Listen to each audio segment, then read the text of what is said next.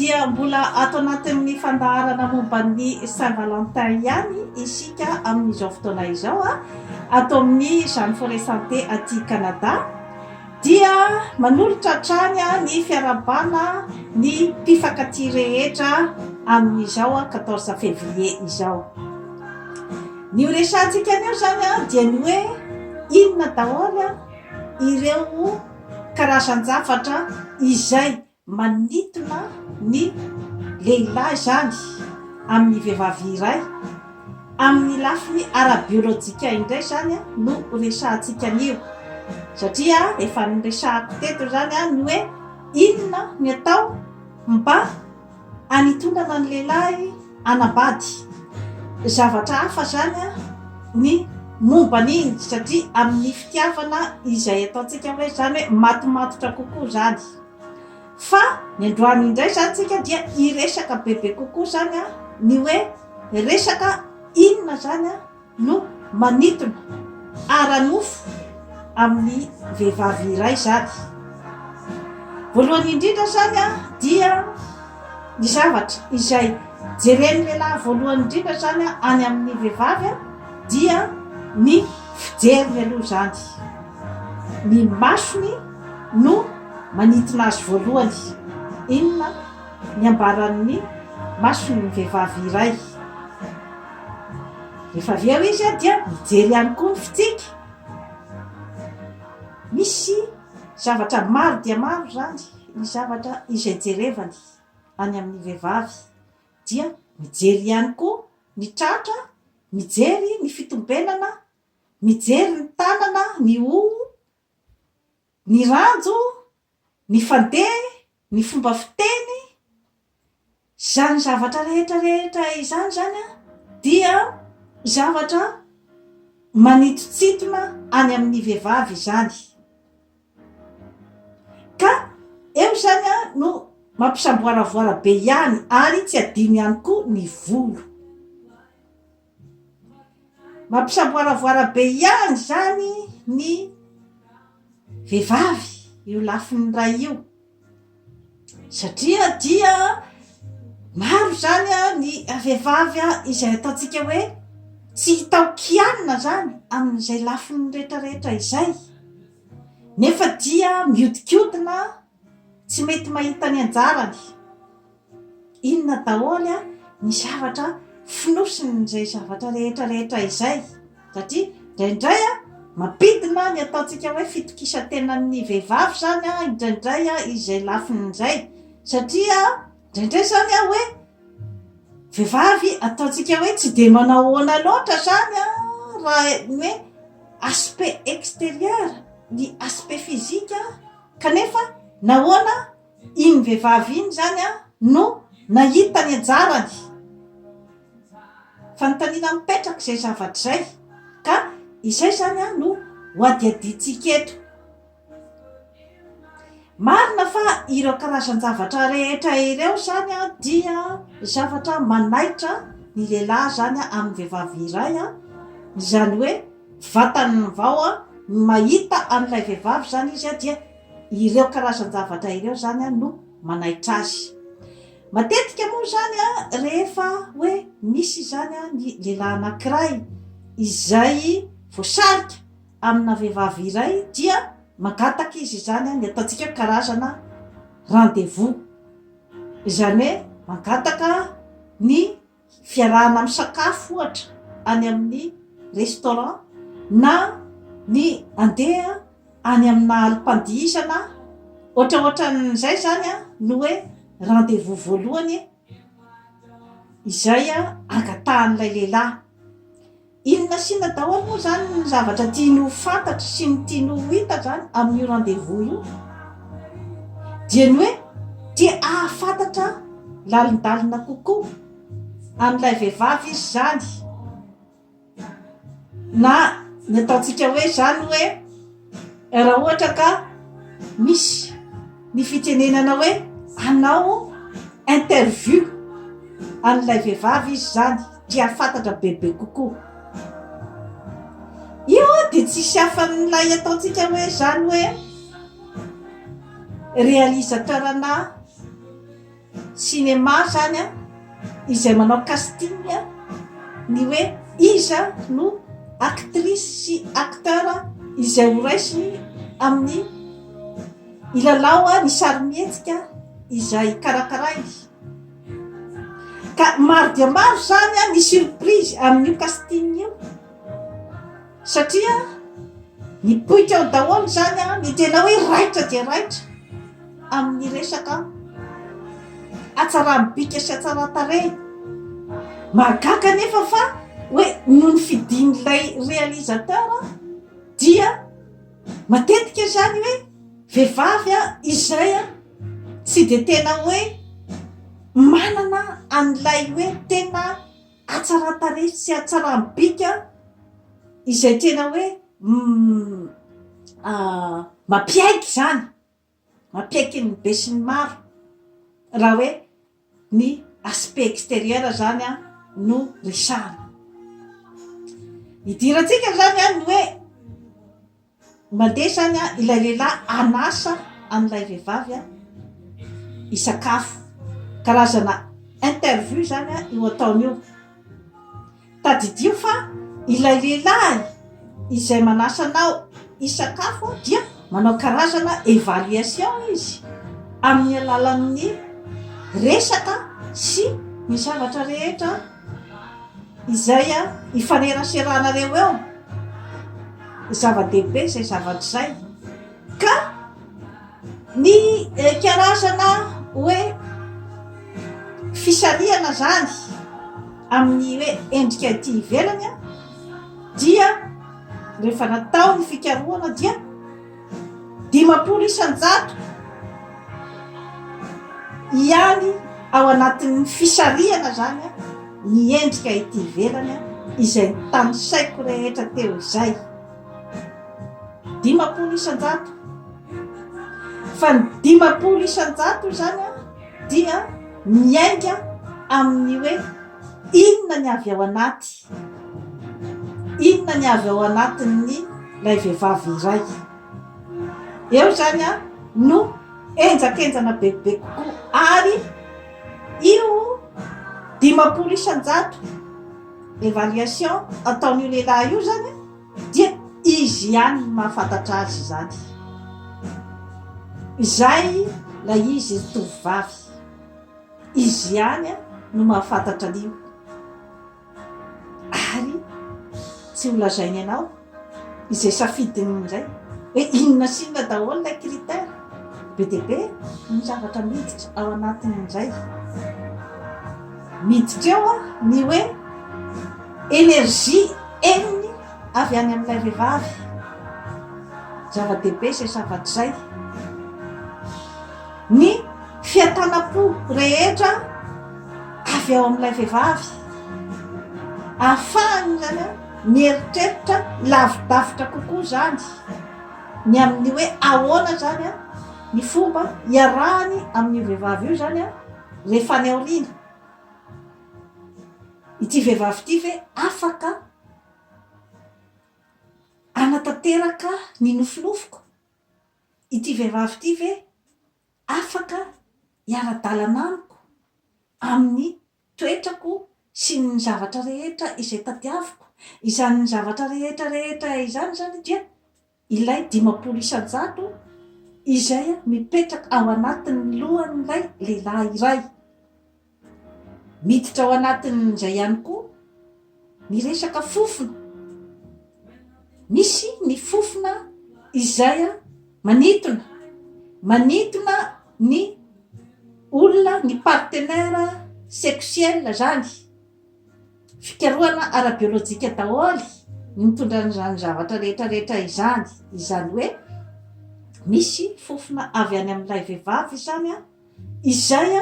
manitona kokoa zany ny lehilahy iray eo zany no misy an'ilay hoe partenaire sexuel izay afaka mifandrindra amin'ny lehilahy iray ka io fofona io dia sy resaka ranomanitra na resaka inona fa fofona ara-biolojika avy any amin'ilay vehivavy zavatra tsy amboamboarina zany ferrotormone ny anaran'io fofona io izay ilay lehilahy ihany no mahafantatra azy. Ka izany zavatra rehetrarehetra izany zany dia entiko fotsiny zany itenenana amintsika vehivavy hoe inona daholo ny zavatra miditra ao anatin'io ataontsika hoe élément de séduction io ao amin'ny vehivavy iray, satria zay mantsy zany no mahatonga ny disadisa amin'ny samy vehivavy efa nahoana no ikala berta fa tsy ikala soa, kanefa dia ikala soa tsisy okianina hatrany atampon-doka hatrany am-paladia dia ilay ranamana izay ny safidy an'ikala berta ihany no tena mahalala zato isan-jato ny safidy izay niraisiny. Miditra anatin'izany zavatra rehetrarehetra izany ny karazana lay efa averimberiko eto foana dia ny fitokisantena, satria ny fitokisantena dia mahatonga an'ilay vehivavy zany hanana ny ataontsika hoe karazana kalma zany, fitonitsaina manoloana ny fifanantonana zany. Ka rehefa manana ny fitonitsaina ny vehivavy iray dia vao mainka masitona bebe kokoa an'ilay lehilahy, satria tea fantatra bebe kokoa azy, satria ny lehilahy koa dia natara izy hoe manana ny atanjahana ara-batana, manana ny vola makarena na ny fahaizana tovolahy mirijarija, dia manana an'izay karazana complexe izay izy ao aminy. Ka mila vehivavy izy zany izay hoe hitarika azy amin'ny fiainana, zava-dehibe zay zavatra zay, satria raha ohatra ka vehivavy tsy de mahatoky tena dia manjary mahatonga an'ilay karazana hoe fisavoritana ao aminy, matahotra izy ny hoe ity ve afaka hiaraka amakivaky amiko ny fiainana, ary ity ve afaka ny anala ny olana hiaraka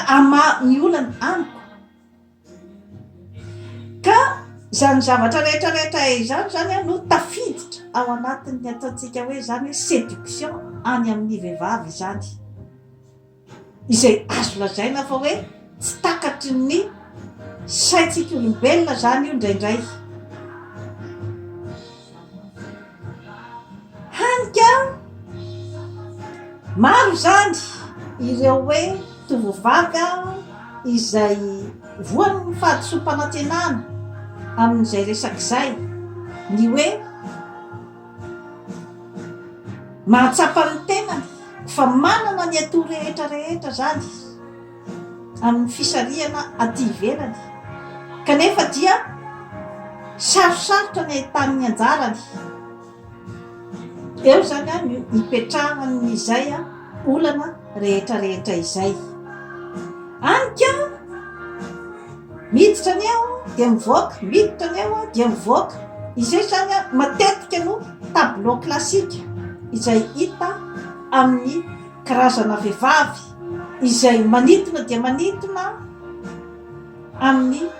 aspect physique extérieur zany, kanefa sarosarotra ny idirany ao anatin'ny fitiavana izay ataontsika matomatotra kokoa zany. Eo zany ny itoeran'ilay ataontsika koa hoe culture ny maîtrise de soi na ny self control.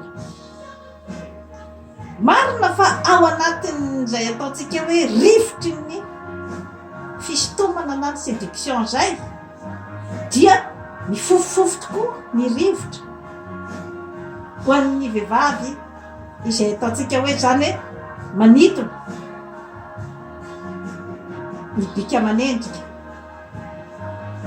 mifofofofo tokoa ny faniriana ao amin'ny tovolahy, ny mba ambabo an'ilay vehivavy zany, indrindrandrindra izany dia ny eo amin'ny firaisana ara-nofo. Hanika misy amboaravoara ihany koa ilay vehivavy satria mety tsy hanana an'izay ataontsika hoe maîtrise de soi na ny self control zay izy amin'ny alalan'ny firedaredan'ny fanehoam-pitiavana izay ataon'ilay lehilahy, dia voan'ny fakapanahy izy zany ny hiditra foana ao anatin'izay rivotra ny fofofofo izay. Dia matetika moa zany ny etikety azon'ny karazam-behivavy ohatran'izay moa zany dia ny hoe makorela na vehivavy ratsy fitondrana tena, nefa ilay circonstance mihitsy no mitondra an'izay zavatra rehetrarehetra izay. Tsy misy azo hoe de hoe anomezantsiny azy, fa ny fiainana sy ny expérience hitany angamba zany no hitondra azy any amin'ny fahamatorana bebe kokoa, dia ny hoe fahaizana zany hoe mandanjalanja amin'izay zany ny hoe inona marina moa zany ny tena zavatra tadiavin'ny lehilahy rehefa tena ataony kaonty,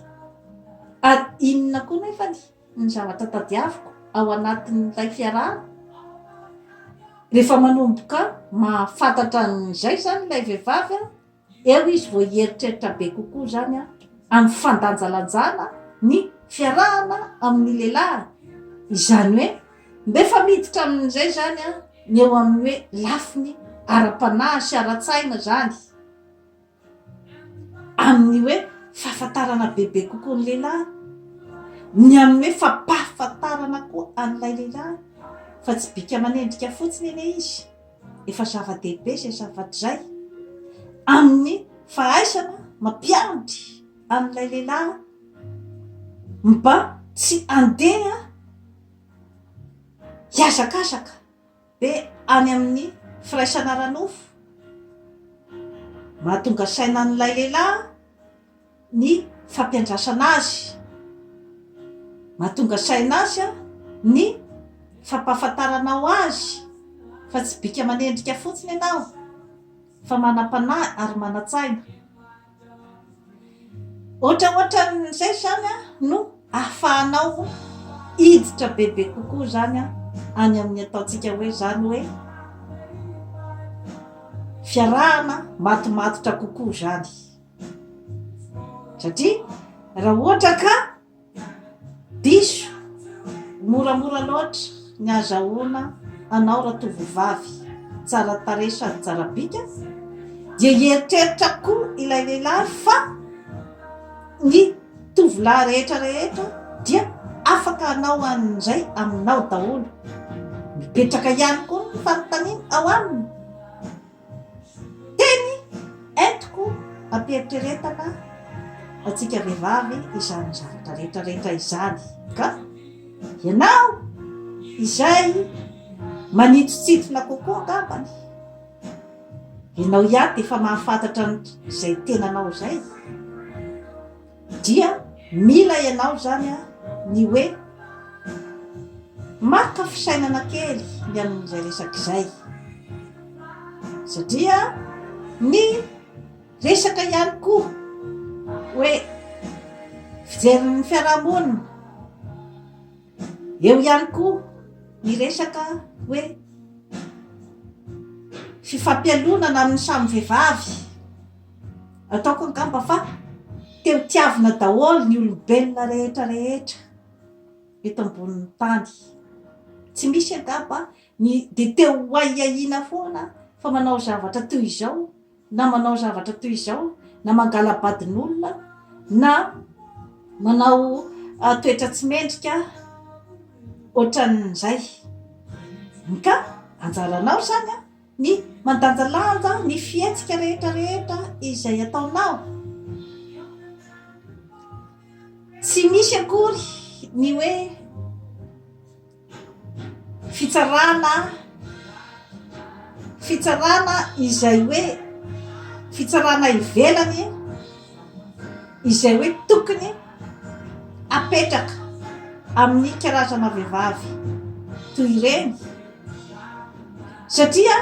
matetika dia ilay zavatra avy any aminy fisariana avy any aminy dia tsy dia tena hoe zavatra fananiny atao fa rehefa hoe vehivavy manintona ny tovolahy izay izy dia zavatra efa ao aminy izay ka mety amandripandrika ny tovovavy iray eo amin'ny fiainany izany zavatra rehetra izany ka izy ihany no afaka afantatra ny hoe inona ny fihetsika tokony atao ary aiza ny fiarahamonina tokony alehany satria tsy de tsara loatra zany ny hoe dia mifangaro be loatra zany amin'ny fiarahamonina rehefa tsapanao fa ohatraohatran'izay zany ianao tsaratsara ianao manao asa ohatra izay asa mifanaraka amin'izay eo ny asa amin'ny resaka varotra amin'ny resaka publicité marketing amin'ny resaka asa amin'ny télévision ny asa amin'ny filalaovana sarimihetsika amin'ny asa mampihira zany hoe tokony ho fantatrao zany hoe aiza no tokony asianao ny safidinao zany amin'ny